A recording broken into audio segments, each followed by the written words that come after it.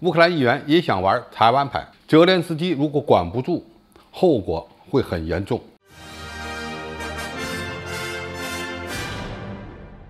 观众朋友、网友朋友，大家好，我是付天爽。在佩洛西窜台事件发生后，紧接着又有美国5名议员窜台，接下来还有8位加拿大的议员要窜访台湾地区，日本、英国和德国议员也要前往，而立陶宛更是派出了交通部副部长窜访台湾。中国政府立即对此人进行了制裁，而立陶宛政府还对中国政府的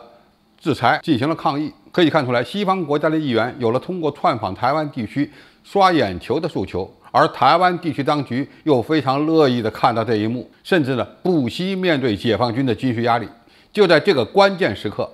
谁也没想到，正在遭受战争苦难的乌克兰也有了小心思。据台湾媒体报道，乌克兰的议会，他们叫最高拉达，成立了一个所谓的以台湾联系小组，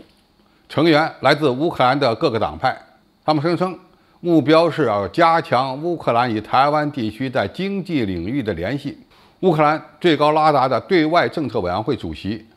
梅列日科夫声称，成立这个组织是参考了立陶宛的玩法，感谢并赞扬了台湾地区当局在俄乌冲突事件里支持乌克兰的举动。如果说美国有议员窜访台湾地区主要是基于遏制中国的需要，那么西方国家的议员窜台是为了博取所在国民众的支持。乌克兰在台湾问题上耍花招，恐怕就不是那么简单的事了，其背后的核心因素可能就是美国的煽动。但是这么玩的后果是乌克兰能承受的吗？按梅列日科夫的观点，这些议员代表的是个人，而不是乌克兰政府，所以不会影响与中国的关系。但是既然成立了以台湾联系小组，不就是乌克兰议会的一个组织吗？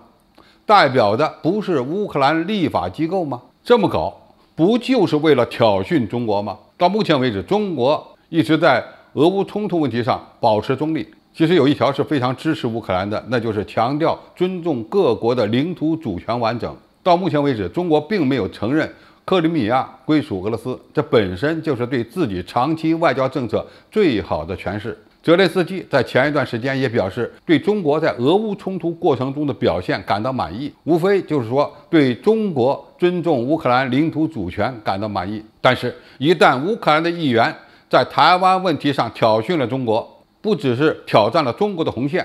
更等于破坏了中国与乌克兰之间的相互尊重的默契。难道就不怕中国对乌克兰的这些行径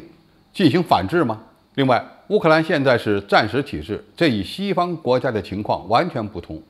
如果说西方国家的部分议员企图挑衅中国，其政府有理由说自己管不住，是他们的自由。泽连斯基敢说自己管不住某位议员挑衅中国吗？要知道，他可以利用俄乌冲突几乎把所有的反对党都给收拾了。所以窜访台湾地区的问题，对很多国家的议员来说是在挑衅中国，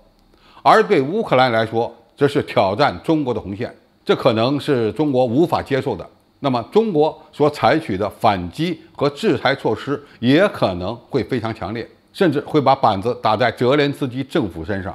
乌克兰现在虽然在依赖西方的援助打仗，但是在战前，中国还是乌克兰的最大贸易国，得罪中国也就意味着乌克兰在停战以后也将进一步失去未来。所以我们不能排除乌克兰有部分议员被台湾地区收买，通过挑衅中国大陆来博取个人利益，